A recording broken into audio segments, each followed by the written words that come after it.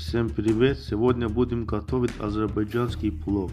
Для начала замочим килограмм риса и оставляем на час. Мясо режем на куски и варим около часа. Затем обжариваем на сковороде минут 15.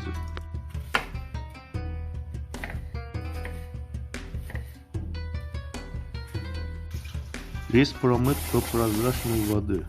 Рис выкладываем в кипящую воду и готовим до полуготовности.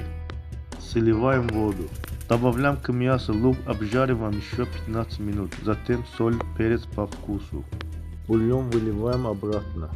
Добавляем курага, изюм и чернослив. Столовую ложку яблочного уксуса. И варим еще 5 минут. В кастрюлю добавляем кусочек сливочного масла, затем тонкий лаваш. Сверху кладем рис, добавляем куркуму.